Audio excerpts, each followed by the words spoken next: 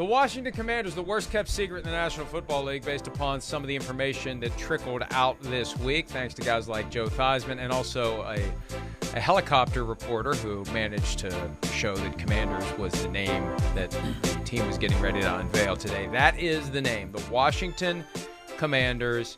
And, you know, Peter, the big critique I have with it, first of all, the name doesn't really do anything for me, but we'll get used to it, just like anything else. I remember when Baltimore became the Ravens, when the Browns moved there. I thought that just doesn't sound like a football team name to me, and we just got used to it over time. It helps to have a good team.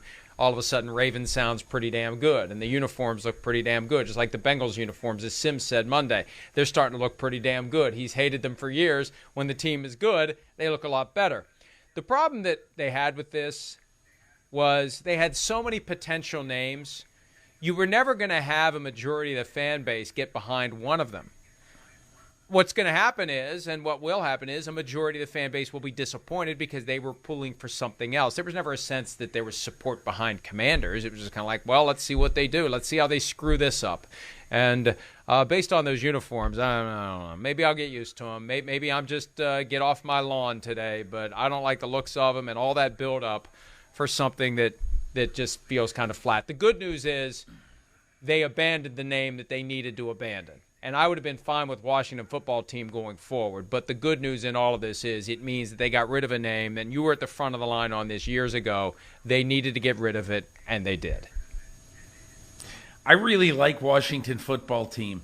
It was so weird. It was so quirky that it was great. And, you know, I remember the first time I ever saw a score on NFL.com where it said, Giants 14, football team 7. I mean, you know, and I just said, now that is cool.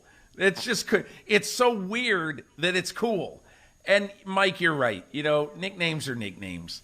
Cleveland Guardians, Washington Commanders.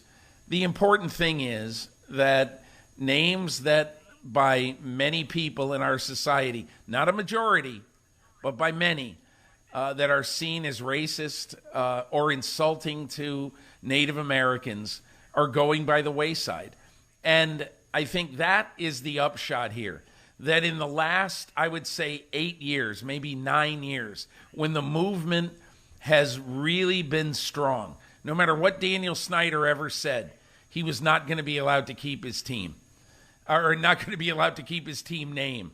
You know, in many ways, I wish that Roger Goodell had taken as hard a stand on Daniel Snyder when it comes to the sexual harassment inside his team than he did, obviously, behind the scenes on really encouraging, as did other people in the NFL, encouraging Daniel Snyder to say, this cannot stand. You've got to change the name of this team.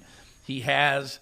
Hopefully we won't be talking about this much longer, because it has been, you know, just an endless story in the NFL. And although I would have liked the Washington football team to be the permanent name, Washington Commanders, meh, let's move on. And it's easy to forget how this all came to be. It was 8-9 years ago that the push really began aggressively to point out that the name of the Washington franchise was a dictionary-defined slur. And really the one thing that Daniel Snyder did in his 22 years of owning the team that fans got behind was when he angrily said, all caps, never. I won't change the name ever. The fans loved that. And it wasn't until the post-George Floyd awakening that so many of us engaged in, and that's what resulted in FedEx putting pressure on Daniel Snyder, and there was kind of an avalanche of sponsors saying the name has to go, that they got rid of the name. Otherwise, it would still have that name. Hi, I'm Mike Tirico, and thanks for watching. Make sure to hit subscribe for the latest news and highlights from NBC Sports.